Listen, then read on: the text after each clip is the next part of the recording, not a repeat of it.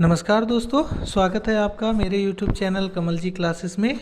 आज उत्तराखंड जीएस के अंतर्गत मैं डिस्कस करने वाला हूं एक बहुत ही महत्वपूर्ण टॉपिक, और आज के टॉपिक का टाइटल है उत्तराखंड की अनुसूचित जनजातियां।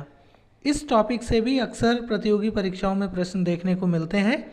तो उत्तराखंड की जो प्रमुख जनजातियां हैं, उन जनजातियों में से आज हम डिस्कस करेंगे दो प्रमुख जनजातियां, थारू और जौनसारी जनजाति के विषय में महत्वपूर्ण प्रश्नों के माध्यम से। तो समय को बिना वेस्ट किए शुरू करते हैं हम आज का वीडियो। आज के वीडियो का हमारा पहला क्वेश्चन है, भारतीय संविधान के किस अनुच्छेद में सूचीबद्ध आदिम जातियां अनुसूचित जनजातियां कहलाती हैं? क्वेश्चन बहुत ही ज़्यादा इम्पोर्टेंट है। Option A 341(1), option B 341(2), option C 342(1) और ऑप्शन डी 342(2। तो प्रश्न संख्या 17 क्रम में, लेकिन आज के वीडियो का पहला क्वेश्चन है, इसका जो राइट आंसर रहेगा वो रहेगा ऑप्शन नंबर सी। आप सब जानते हैं 342 के भाग अनुच्छेद 342 के भाग 1 के अंतर्गत भारतीय संविधान के अनुसार जो आदिम जातियां हैं वह अनुसूचित जनजातियां कहलाती हैं। नेक्स्ट है क्वेश्चन नंबर हमारा 18, जो कहता है आज के वीडियो का दूसरा प्रश्न, उत्तराखंड में मूलतः कौन सी अनुसूचित जनजाति निवास करती हैं? ये हाई कोर्ट क्लर्क 2015 की परीक्षा में पूछा गया प्रश्न है। Option A Boksa, option 2 Bhotia, option 3 Tharu और ऑप्शन 4 ये सभी। तो प्रश्न संख्या 18 का राइट आंसर है ऑप्शन नंबर डी, ये सभी जनजातियां उत्तराखंड में निवास करती हैं। उत्तराखंड में जो मुख्य रूप से जनजातियां निवास करती हैं वो आपकी हैं बोक्सा, थारू, भोटिया, राजी, जौनसारी। ये 5 जनजातियां मुख्य रूप से उत्तराखंड में निवास करती हैं।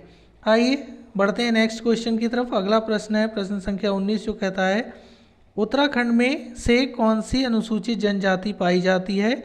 ये महिला पुलिस 2018 की परीक्षा में पूछा गया प्रश्न है। प्रश्न के option A Bhotia, B Jaunsari, C Boksa, D ये सभी।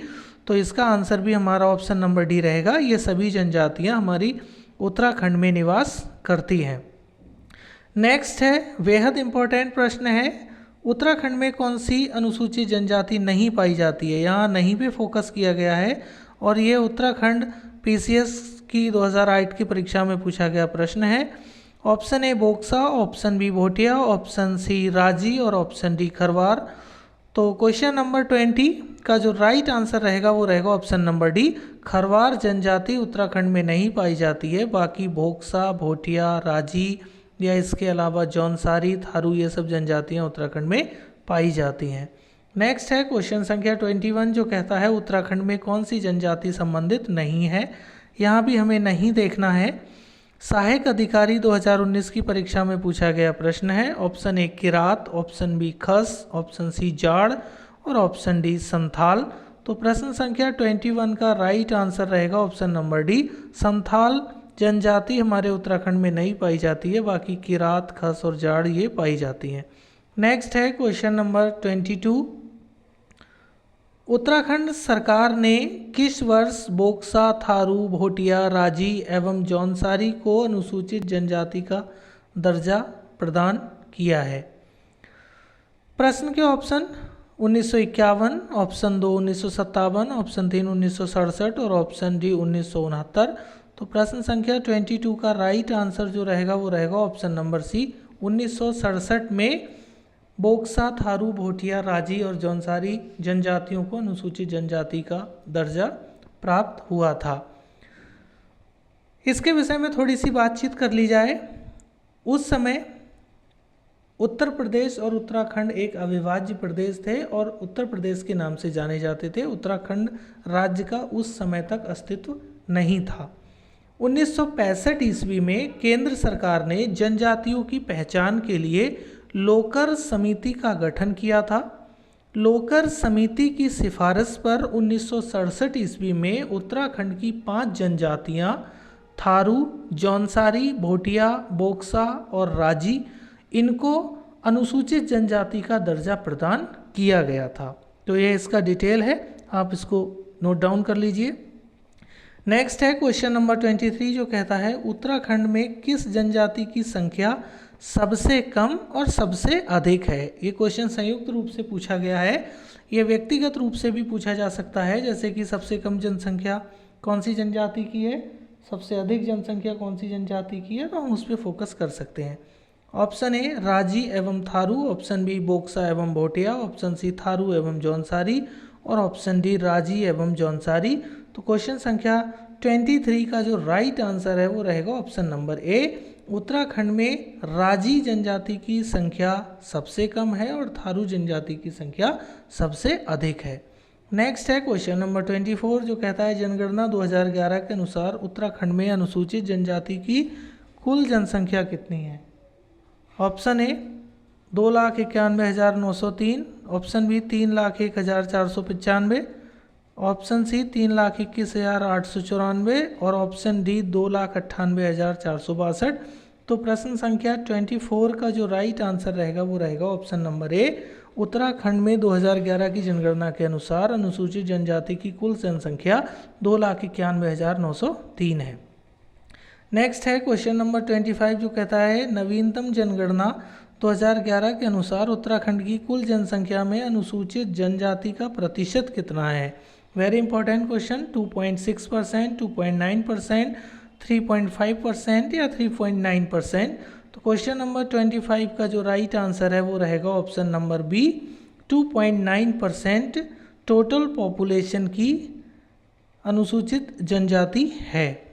नेक्स्ट है क्वेश्चन नंबर 26 जो कहता है अनुसूचित जनजाति को उत्तराखंड सरकार ने 4% सरकारी सीटों पर आरक्षण कब प्रदान किया।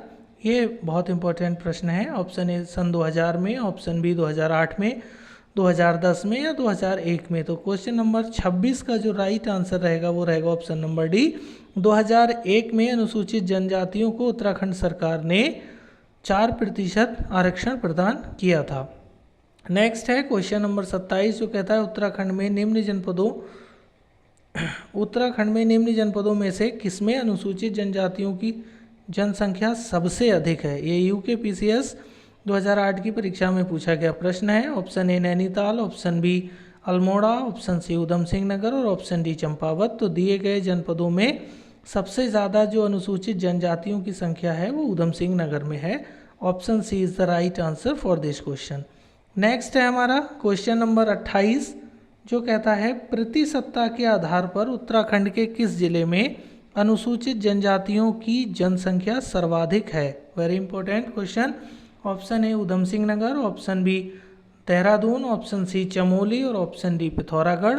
तो प्रश्न संख्या 28 का जो राइट आंसर रहेगा वो आप सब जानते हैं, ऑप्शन नंबर ए उधम सिंह नगर में प्रतिशतता के आधार पर अनुसूचित जनजातियों की जनसंख्या सर्वाधिक है। नेक्स्ट है क्वेश्चन नंबर 29 जो कहता है उत्तराखंड का न्यूनतम अनुसूचित जनजाति वाला जिला कौन सा है। Option A Rudraprayag, option B Bageshwar, option C Dehradun और ऑप्शन डी चंपावत। तो प्रश्न संख्या 29 का जो राइट आंसर रहेगा वो रहेगा ऑप्शन नंबर ए रुद्रप्रयाग जनपद सबसे कम अनुसूचित जनजाति वाला जिला है उत्तराखंड का।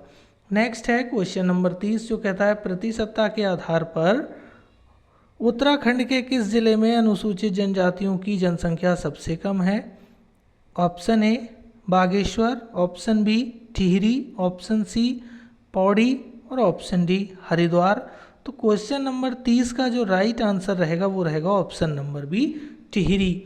दिए गए जनपदों में, यहाँ मैं आपको नोट डाउन करा दूं कि दिए गए जनपदों में सबसे कम अनुसूचित जनजातियों की जनसंख्या वाला जिला टिहरी है। वैसे ओवरऑल की अगर बात की जाए तो रुद्रप्रयाग है। अगर यहाँ किसी भी ऑप्शन में रुद्रप्रयाग होता तो रुद्रप्रयाग इसका राइट आंसर होता। नेक्स्ट है क्वेश्चन नंबर 31 जो कहता है उत्तराखंड में सर्वाधिक अनुसूचित जनजातियों का जनसंख्या प्रतिशतता वाले जिलों का सही क्रम कौन सा है। ऑप्शन ए उधम सिंह नगर, देहरादून, पिथौरागढ़, चमोली, उधम सिंह नगर, देहरादून, चमोली, पिथौरागढ़, उधम सिंह नगर, चमोली, देहरादून, पिथौरागढ़ या उधम सिंह नगर, पिथौरागढ़, चमोली, देहरादून। तो क्वेश्चन नंबर 31 का जो राइट आंसर रहेगा वो रहेगा ऑप्शन नंबर ए उधम सिंह नगर, देहरादून, पिथौरागढ़ और चमोली। सर्वाधिक जनसंख्या उत्तराखंड में अनुसूचित जनजातियों की उधम सिंह नगर है, उससे कम देहरादून में है, उससे कम पिथौरागढ़ में है और उससे कम चमोली जनपद में है। नेक्स्ट है क्वेश्चन नंबर 32 जो कहता है उत्तराखंड में सर्वाधिक अनुसूचित जनजाति वाले जिलों को घटते क्रम में लगाइए। Option A number 1 Chamoli, number 2 Dehradun, number 3 उधम सिंह नगर और नंबर 4 नैनीताल। तो सर्वाधिक जनसंख्या हम जान चुके हैं कि उत्तराखंड के उधम सिंह नगर में है, तो 3 हमारा फर्स्ट होगा। तो ऑप्शन ए और ऑप्शन बी ये हमारे आंसर की लिस्ट से बाहर हो गए। अब हमारा आंसर या तो सी होगा या फिर डी होगा। अब यहाँ हम देख लेते हैं कि उधम सिंह नगर के बाद में जो जनसंख्या सबसे ज़्यादा है वो है देहरादून में। तो 3 और 2 जहाँ होगा तो सी इज़ द राइट आंसर। जो क्रम होगा घटता उधम सिंह नगर, देहरादून, चमोली और फिर नैनीताल। नेक्स्ट है क्वेश्चन नंबर 33 जो कहता है उत्तराखंड का सबसे बड़ा जनजातीय समुदाय है, कौन सा है? थारू, भोटिया, जौनसारी, बोक्सा। तो क्वेश्चन नंबर 33 का राइट आंसर आप सब जानते ही रहेगा ऑप्शन नंबर ए। उत्तराखंड का सबसे बड़ा जनजातीय समूह थारू है। नेक्स्ट है क्वेश्चन नंबर 34 जो कहता है थारू जनजाति की शारीरिक विशेषता क्या है? ऑप्शन ए पीत वर्ण एवं कद में छोटे, ऑप्शन बी चौड़ी मुखाकृति और ऑप्शन सी समतल नासिका और ऑप्शन डी उपरोक्त सभी। तो option D is the right answer, क्योंकि थारू जनजाति के जो लोग हैं उनकी शारीरिक विशेषता ये सभी होती हैं। उनकी समतल नासिका भी होती है, चौड़ी मुखाकृति होती है, पीत वर्ण और कद में छोटे भी होते हैं। नेक्स्ट है क्वेश्चन नंबर 35 जो कहता है थारू अनुसूचित जनजाति अधिकांशतः किस स्थान में निवास करती है? ये यूकेपीएससी 2008 की परीक्षा में पूछा गया प्रश्न है। Option A Dehradun, option B Udham Singh Nagar, option C Pithoragarh, option D Chamoli. तो प्रश्न संख्या 35 का right answer option number B होगा। उधम सिंह नगर में थारू जनजाति अधिकांशतः निवास करती है। नेक्स्ट एक और महत्वपूर्ण प्रश्न है। प्रश्न कहता है निम्नलिखित में से कौन सा हिंदू पर्व थारू जनजाति द्वारा शोक पर्व के रूप में मनाया जाता है? ये यूकेपीएससी 2008 की परीक्षा में पूछा गया प्रश्न है। Option A Holi, option B Deepawali, option C Nagpanchami और ऑप्शन डी दशहरा। तो प्रश्न संख्या 36 का राइट आंसर रहेगा ऑप्शन नंबर बी। दीपावली को थारू जनजाति के लोग शोक पर्व के रूप में मनाते हैं, क्योंकि इस दिन ये लोग अपने परिवार के गुजर चुके या स्वर्गवासी लोगों को याद करते हैं और दीपावली को एक शोक के रूप में मनाते हैं। नेक्स्ट है क्वेश्चन नंबर 37 जो कहता है निम्न में से कौन सी भाषा थारू जनजाति द्वारा बोली जाती है? Option A Awadhi, option B Nepali, option C Bhavri और ऑप्शन डी ये सभी। तो क्वेश्चन नंबर 37 का जो राइट आंसर रहने वाला है वो रहेगा ऑप्शन नंबर डी। ये सभी भाषाएं थारू जनजाति के लोगों के द्वारा बोली जाती हैं। अगर हम थारू जनजाति की बात करें तो यह नेपाल एवं भारत के सीमावर्ती तराई क्षेत्र में पाई जाने वाली एक जनजाति है। थारू मुख्यतः नेपाल में और भारत में बिहार के चंपारण, उत्तराखंड के नैनीताल एवं उधम सिंह नगर में पाए जाते हैं। इसीलिए बिहार में भी होने के कारण ये अवधी भी बोलते हैं, नेपाली भी बोलते हैं और भावरी लैंग्वेज, ये सभी लैंग्वेज थारुओं के द्वारा बोली जाती हैं। नेक्स्ट है क्वेश्चन नंबर 38 जो कहता है उजली या अनेरी होली का संबंध है। कनिष्ठ सहायक 2018 की परीक्षा में पूछा गया महत्वपूर्ण प्रश्न है। ऑप्शन ए थारू जनजाति, ऑप्शन बी भोटिया जनजाति, ऑप्शन सी जौनसारी जनजाति और ऑप्शन डी राजी जनजाति। क्वेश्चन नंबर 38 का राइट आंसर रहेगा ऑप्शन नंबर ए उजली या अनेरी होली का संबंध थारू जनजाति से है। नेक्स्ट क्वेश्चन की तरफ बढ़ते हैं। क्वेश्चन नंबर 39 जो कहता है होली के त्यौहार पर थारू जनजाति के लिए लोग कौन सा नृत्य करते हैं? ये प्रश्न का आंसर आप सब जानते हैं। ऑप्शन ए चांचरी नृत्य, ऑप्शन बी खिचड़ी नृत्य, ऑप्शन सी थाली नृत्य और ऑप्शन डी जात्रा नृत्य। तो क्वेश्चन नंबर 39 का option number B right answer होगा। होली के त्यौहार पर थारी जनजाति के लोग जो हैं वो खिचड़ी नृत्य करते हैं। नेक्स्ट है क्वेश्चन नंबर 40 जो कहता है किस जनजाति के शारीरिक लक्षण मंगोल प्रजाति से मिलते हैं? Option A Raji, option B Jaunsari, option C Sauka और ऑप्शन डी थारू। तो प्रश्न संख्या 40 का जो राइट आंसर रहेगा वो रहेगा ऑप्शन नंबर डी थारू जनजाति के लोगों के शारीरिक लक्षण मंगोल प्रजाति से मिलते हैं। नेक्स्ट है क्वेश्चन नंबर 41 जो कहता है निम्न में से कौन सी जनजाति किरात वंशज है। Option A Jaunsari, option B Khas, option C Tharu और ऑप्शन डी भोटिया। तो क्वेश्चन नंबर 41 का राइट आंसर रहेगा ऑप्शन नंबर सी, थारू जनजाति जो है वो किरात वंशज मानी जाती है। नेक्स्ट है क्वेश्चन संख्या 42, किस जनजाति में पुरुषों की अपेक्षा महिलाओं को समाज में उच्च स्थान प्राप्त होता है। Option A Tharu, option B Raji, option C Chand और ऑप्शन डी भोटिया। तो option A is the right answer, Tharu जनजाति में पुरुषों की अपेक्षा महिलाओं को समाज में उच्च स्थान प्राप्त होता है। नेक्स्ट है क्वेश्चन नंबर 43 जो कहता है थारू जनजाति की महिलाएं बालों को ढकने के लिए किस रंग के रुमाल का प्रयोग करती हैं। ऑप्शन ए सफ़ेद, ऑप्शन बी काला, ऑप्शन सी हरा और ऑप्शन डी लाल। तो क्वेश्चन नंबर 42 का राइट आंसर ऑप्शन नंबर 2 होगा, 43 का राइट आंसर ऑप्शन नंबर 2 होगा। थारू जनजाति की महिलाएं बालों को ढकने के लिए काले रंग के रुमाल का प्रयोग करती हैं। नेक्स्ट है क्वेश्चन नंबर 44 जो कहता है थारू जनजाति में किसके द्वारा शरीर पर गुदना गुदवाया जाता है। तो यहाँ पर ऑप्शन ए पुरुषों, ऑप्शन बी स्त्री, ऑप्शन सी बच्चों और ऑप्शन डी ये सभी। तो 44 में प्रश्न का राइट आंसर होगा ऑप्शन बी, थारू जनजाति में स्त्री अपने शरीर पे गुदना गुदवाती है। नेक्स्ट है क्वेश्चन नंबर 45 जो कहता है थारू जनजाति की महिलाएं किस धातु के आभूषण को नहीं पहनती हैं। ऑप्शन ए सोना, ऑप्शन बी चांदी, ऑप्शन सी कांस्य और ऑप्शन डी पीतल। क्वेश्चन संख्या 45 का जो राइट आंसर है वो है ऑप्शन नंबर ए, थारू जनजाति की महिलाएं स्वर्ण के आभूषणों को नहीं पहनती हैं, ऐसी मान्यता है, लेकिन वर्तमान में ये चीज़ें अब दूर होती जा रही हैं। नेक्स्ट है क्वेश्चन नंबर 46, थारू जनजाति में सगाई की रस्म को कहते हैं। ऑप्शन ए लठभरवा, ऑप्शन बी पक्की पौड़ी, ऑप्शन सी अपना पराया और ऑप्शन डी ये सभी। तो प्रश्न संख्या जो 46 है इसका राइट आंसर रहेगा ऑप्शन नंबर सी, अपना पराया। थारू जनजाति में सगाई की रस्म को अपना पराया कहा जाता है। इसके अलावा हम अन्य ऑप्शंस पे भी डिस्कस कर लें। लठभरवा जो है ये थारू समाज में विधवा विवाह के पश्चात दिया जाने वाला भोज है, उसको कहा जाता है। पक्की पौड़ी थारू समाज में जब दो पक्षों के बीच विवाह तय होता है तब उसे पक्की पौड़ी कहते हैं। और इसके अलावा थारू समाज में विवाह की रस्म को डोला या काज कहा जाता है। तो ये क्वेश्चन पूछा जा सकता है कभी। नेक्स्ट है क्वेश्चन नंबर 47 जो कहता है निम्न में से कौन सी शब्दावली थारू जनजाति में विवाह के अवसर पर प्रयोग की जाती है। ऑप्शन ए पक्की पौड़ी, ऑप्शन बी अपना पराया, ऑप्शन सी बात कट्टी और ऑप्शन डी ये सभी। तो प्रश्न संख्या 47 का राइट आंसर रहेगा ऑप्शन नंबर डी, ये सारी शब्दावलियाँ थारू जनजाति में विवाह के अवसर पर यूज़ की जाती हैं, जिसके बारे में मैंने अभी आपको बता दिया है। नेक्स्ट है क्वेश्चन नंबर 48 जो कहता है थारू जनजाति में जब दो पक्षों में विवाह तय हो जाता है तब वो कहलाता है। तो दो पक्षों में जब विवाह तय हो जाता है तब उसे कहते हैं हम पक्की पौड़ी, ये आप अच्छे से जानते हैं। तो option B is the right answer. Next है क्वेश्चन नंबर 49 जो बोल रहा है थारू जनजाति में लठभरवा भोज का आयोजन कब किया जाता है।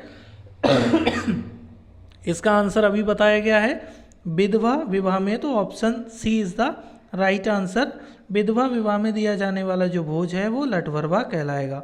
नेक्स्ट है क्वेश्चन नंबर 50 जो कहता है थारू जनजाति का मुख्य भोज है।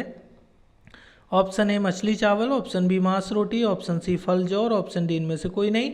तो प्रश्न संख्या 50 का जो राइट आंसर रहेगा वो रहेगा ऑप्शन नंबर ए, मछली चावल थारू जनजाति का मुख्य भोजन है। नेक्स्ट है प्रश्न संख्या 51 जो कहता है थारू चावल द्वारा स्वयं निर्मित मदरा को क्या कहते हैं। ऑप्शन ए जाड़, ऑप्शन बी सुरा, ऑप्शन सी रसीर और ऑप्शन डी इनमें से कोई नहीं।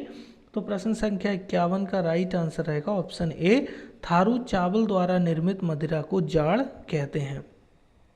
नेक्स्ट है क्वेश्चन नंबर 52 जो कहता है थारू जनजाति का आर्थिक जीवन मुख्यतः आधारित होता है किस पे। ऑप्शन ए कृषि पर, ऑप्शन बी पशुपालन पर, ऑप्शन सी आखेट पर और ऑप्शन डी ये सभी। तो प्रश्न संख्या 52 का जो राइट आंसर रहेगा वो रहेगा ऑप्शन नंबर सी, आखेट पर। थारू जनजाति का आर्थिक जीवन मुख्यतः आखेट पर निर्भर रहता है। नेक्स्ट है क्वेश्चन नंबर 53 जो कहता है उत्तराखंड में दूसरा सर्वाधिक आबादी वाला जनजातीय समुदाय कौन सा है। Option A Tharu, option B Jaunsari, option C Bhotia और ऑप्शन डी बोक्सा। तो प्रश्न संख्या 53 का जो राइट आंसर होगा वो रहेगा ऑप्शन नंबर बी, उत्तराखंड का दूसरा सबसे बड़ा जनजातीय समुदाय जौनसारी है।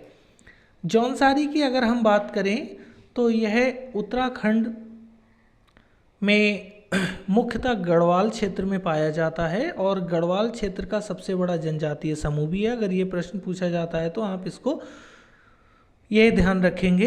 यह उत्तराखंड के मुख्यतः देहरादून के चक्राता, कालसी, त्यूड़ी और लाखा मंडल क्षेत्र में निवास करता है। ये चक्राता, कालसी, त्यूड़ी और लाखा मंडल क्षेत्र को संयुक्त रूप से हम जौनसारी बावर क्षेत्र कहते हैं और जौनसारी समुदाय जो है वो पांडवों के वंशज अपने आप को मानते हैं और ये पांडवों की पूजा करते हैं। नेक्स्ट है हमारा क्वेश्चन नंबर 54, जो कहता है देहरादून में निम्न में से कौन सी जनजाति अधिक संख्या में पाई जाती है। ये पीसीएस प्री 2003 की परीक्षा में पूछा गया प्रश्न है। Option A Bhotia, option B Boksa, option C Jaunsari और ऑप्शन डी थारू। तो 54वें प्रश्न का राइट आंसर रहेगा ऑप्शन नंबर सी, देहरादून में सबसे अधिक जनजातीय जो समुदाय की संख्या पाई जाती है वो जौनसारी की है। नेक्स्ट है क्वेश्चन नंबर 55, जो कहता है उत्तराखंड के किस क्षेत्र में जौनसारी जनजाति का क्षेत्र कहा जाता है। Option A Lakha Mandal, option B Chakrata, option C Kalsi और ऑप्शन डी ये सभी। तो प्रश्न संख्या 55 का राइट आंसर ऑप्शन डी होगा, लाखा मंडल, चक्राता, कालसी और एक स्थान और है त्यूड़ी। इन सभी को मिला के जौनसारी बावर क्षेत्र कहते हैं और उस क्षेत्र में जौनसारी जनजाति पाई जाती है। नेक्स्ट है क्वेश्चन नंबर 56, जो कहता है जौनसारी जनजाति के शारीरिक लक्षण किस प्रजाति से मिलते हैं। Option A Mongol, option B Domo, option C A और बी दोनों और ऑप्शन डी इनमें से कोई नहीं। तो प्रश्न संख्या 56 के राइट आंसर रहेगा ऑप्शन नंबर सी, जौनसारी जनजाति के शारीरिक लक्षण मंगोल और डोमो दोनों प्रजाति से मिलते हैं। नेक्स्ट है क्वेश्चन नंबर 57, जो कहता है उत्तराखंड के किस जनजाति की कुर्ती कमीज झगा कहलाती है। Option A Tharu, option B Boksa, option C Raji और ऑप्शन सी जौनसारी। तो 57वें प्रश्न का राइट आंसर रहेगा ऑप्शन नंबर डी, उत्तराखंड में जौनसारी जनजाति की कुर्ता कमीज झगा कहलाती है। नेक्स्ट है क्वेश्चन नंबर 58, जो कहता है जौनसारी जनजाति में बिस्सू मेले के अंतर्गत किन क्षेत्रों में मेलों का आयोजन किया जाता है। Option A Chauli That, option B Thada Danda, option C Chaurani और ऑप्शन डी ये सभी। तो प्रश्न संख्या 58 का जो राइट आंसर है वो रहेगा ऑप्शन नंबर डी, इन सभी स्थानों पर मेलों का आयोजन होता है जौनसारी जनजाति के द्वारा। नेक्स्ट है क्वेश्चन नंबर 59, जो कहता है जौनसार बावर में बिस्सू मेले को अन्य किस नाम से जानते हैं। Very important question. Option A Janeyat, option B Yaneyat, option C Ganeyat और ऑप्शन डी पनेयात। तो प्रश्न संख्या 59 का राइट आंसर रहेगा option number C, Jaunsar Bawar में बिस्सू मेले को गनेयात नाम से जाना जाता है। नेक्स्ट है क्वेश्चन नंबर 60, जो कहता है निम्नलिखित में से कौन सा मेला जौनसारी अनुसूचित जनजाति से संबंधित है। ये महिला कांस्टेबल 2003 की परीक्षा में पूछा गया बेहद इंपॉर्टेंट प्रश्न है। Option A Nanda Devi, option B Mansa Devi और ऑप्शन सी महासू देवता मेला और ऑप्शन डी इनमें से कोई नहीं। तो प्रश्न संख्या 60 का राइट आंसर रहेगा ऑप्शन नंबर सी, महासू देवता मेला। महासू देवता मेला की अगर हम बात करें तो यह देहरादून के हनोल नामक स्थान पर स्थित है। इस मंदिर का निर्माण हूड़ राजवंश के पंडित मिहिर कुल हूड़ ने करवाया था। यह मंदिर हूड़ स्थायत्व शैली का शानदार नमूना है और यह कला एवं संस्कृति की अनमोल धरोहर है। नेक्स्ट है क्वेश्चन नंबर 61, जो कहता है जौनसारी जनजाति के प्रमुख मेले कौन से हैं। Option A Machhmaud, option B Jatriyado, option C A और बी दोनों और ऑप्शन डी ये सभी। तो प्रश्न संख्या 61 का जो राइट आंसर होगा वो रहेगा ऑप्शन नंबर सी, ए और बी दोनों, मछमौड़ और जतरियाडो ये दोनों ही जौनसारी जनजाति के प्रमुख मेले हैं। नेक्स्ट है क्वेश्चन नंबर 62, जो कहता है जौनसारी जनजाति में माघ त्योहार का प्रारंभ किस तिथि को होता है। ऑप्शन ए 8 जनवरी, ऑप्शन बी 9 जनवरी, ऑप्शन सी 10 जनवरी और ऑप्शन डी 11 जनवरी। तो प्रश्न संख्या 62 का राइट आंसर रहेगा ऑप्शन नंबर डी, 11 जनवरी को जौनसारी जनजाति में माघ त्यौहार का प्रारंभ होता है। नेक्स्ट है क्वेश्चन नंबर 63, जो कहता है जौनसारी जनजाति में नुड़ाई त्यौहार किस माह में मनाया जाता है। ऑप्शन ए चैत, ऑप्शन बी सावन, ऑप्शन सी माघ और ऑप्शन डी फागुन। तो प्रश्न संख्या 63 का जो राइट आंसर रहेगा वो रहेगा ऑप्शन नंबर बी, सावन में नुड़ाई त्यौहार जौनसारी जनजाति के लोगों के द्वारा मनाया जाता है। नेक्स्ट है क्वेश्चन नंबर 64, जो कहता है नुड़ाई त्यौहार किनके द्वारा मनाया जाता है। तो सेम क्वेश्चन है, बस चेंज कर दिया है। Option C is the right answer, Jaunsari लोगों के द्वारा नुड़ाई त्यौहार मनाया जाता है। नेक्स्ट है क्वेश्चन नंबर 65, जो कहता है दियाई, जागड़ा तथा माघ त्यौहार किस जनजाति के द्वारा मनाया जाता है। इंपॉर्टेंट प्रश्न है, आ सकता है परीक्षा में। Option A Boksa, option B Tharu, option C Bhotia और ऑप्शन डी जौनसारी। तो प्रश्न संख्या 65 का राइट आंसर रहेगा ऑप्शन नंबर डी, जौनसारी जनजाति के लोगों के द्वारा दियाई, जागड़ा और माघ त्यौहार मनाए जाते हैं। नेक्स्ट है क्वेश्चन नंबर 66, जो कहता है विजयदशमी या दशहरा को जौनसारियों की स्थानीय भाषा में क्या कहा जाता है। Option A Pandav, option B Payta Pandava, option C नौड़ा और ऑप्शन डी मौड़। तो प्रश्न संख्या 66 का राइट आंसर रहेगा ऑप्शन नंबर बी, पायता या पांडवा विजयदशमी या दशहरा को जौनसारियों की स्थानीय भाषा में कहा जाता है। नेक्स्ट है क्वेश्चन नंबर 67, जो कहता है निम्न में से कौन पांडवों को देवता के रूप में पूजते हैं। तो option A Jaunsari, option B Bhotia, option C Tharu, option D Boksa. तो प्रश्न संख्या 67 का राइट आंसर रहेगा ऑप्शन नंबर ए, जौनसारी पांडवों को देवता के रूप में पूजते हैं क्योंकि यह अपने आप को पांडवों का वंशज मानते हैं। नेक्स्ट है क्वेश्चन नंबर 68, जो कहता है जौनसारी जनजाति द्वारा किया जाने वाला नृत्य है कौन सा। हारूल, मरोज, जंगबाजी या ये सभी। तो प्रश्न संख्या 68 का राइट आंसर रहेगा option number D, Harul, morose और जंगबाजी ये सभी नृत्य जौनसारी जनजाति के द्वारा किए जाते हैं। नेक्स्ट है क्वेश्चन नंबर 69, जो कहता है जौनसारी जनजाति में खत खुमारी समिति द्वारा किस प्रकार के झगड़ों का निपटारा किया जाता है। ऑप्शन ए विवाह संबंधी झगड़े, ऑप्शन बी भूमि संबंधी झगड़े, ऑप्शन सी दो गांवों के मध्य झगड़े और ऑप्शन डी ये सभी। तो क्वेश्चन नंबर 69 का जो राइट आंसर रहेगा वो रहेगा ऑप्शन नंबर सी, दो गांवों के मध्य होने वाले झगड़ों को खत खुमारी समिति द्वारा जौनसारी जनजाति में निपटाया जाता है। नेक्स्ट है प्रश्न संख्या 70, जो कहता है जौनसारी जनजाति में प्रचलित विवाह पद्धति है कौन सी। ऑप्शन ए बेबी की, ऑप्शन बी बोई दोदी की, ऑप्शन सी बाज दिया और ऑप्शन डी ये सभी। तो प्रश्न संख्या 70 का राइट आंसर रहेगा ऑप्शन नंबर डी, बेबी की, बोई दीदी दोदी की और बाज दिया ये सभी प्रकार की जो विवाह पद्धतियां हैं वो जौनसारी जनजाति में प्रचलित है। नेक्स्ट है क्वेश्चन नंबर 71, जो कहता है ठुमकिया, बराड़ी, गांडिया, रास रासों, पौवई और पांडववाला तथा झेला किसके प्रमुख नृत्य गीत हैं। इंपॉर्टेंट प्रश्न है। Option A Sauka, option B Mahagiri, option C Jaunsari और ऑप्शन डी थारू। तो प्रश्न संख्या 71 का राइट आंसर रहेगा ऑप्शन नंबर सी, ये सभी नृत्य जौनसारी जनजाति के हैं। और आइए बढ़ते हैं इस वीडियो के लास्ट क्वेश्चन की तरफ, क्वेश्चन नंबर 72, जो कहता है जौनसारी के हरिजन खमास वर्ग में आते हैं कौन कौन। डोम, कोल्टा, कोली ये सभी। तो प्रश्न संख्या 72 का राइट आंसर रहेगा ऑप्शन नंबर डी, डोम, कोल्टा, कोली ये सभी जौनसारी के हरिजन खमास वर्ग में आते हैं। तो फ्रेंड्स आज के वीडियो में हमने डिस्कस किए इम्पॉर्टेंट क्वेश्चंस उत्तराखंड की प्रमुख जनजातियां, खासकर जौनसारी और थारू जनजाति से रिलेटेड क्वेश्चनों को। यह इस वीडियो का फर्स्ट पार्ट रहेगा। सेकंड पार्ट में हम डिस्कस करने वाले हैं उत्तराखंड की बोक्सा, भोटिया जो प्रमुख जनजातियां हैं इनके विषय में। तो आज के वीडियो में इतना ही, मिलते हैं आपसे नेक्स्ट वीडियो में।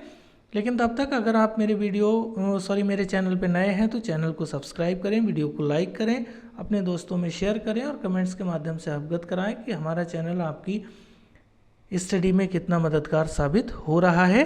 बाकी उत्तराखंड सामान्य ज्ञान से अंतर्गत अन्य वीडियो यदि आपने नहीं देखे हैं तो आप इस वीडियो के डिस्क्रिप्शन में उसके लिंक दिए गए हैं, यहाँ से जाके सभी वीडियो को आप देख सकते हैं। तब तक अपना ख्याल रखिए, धन्यवाद।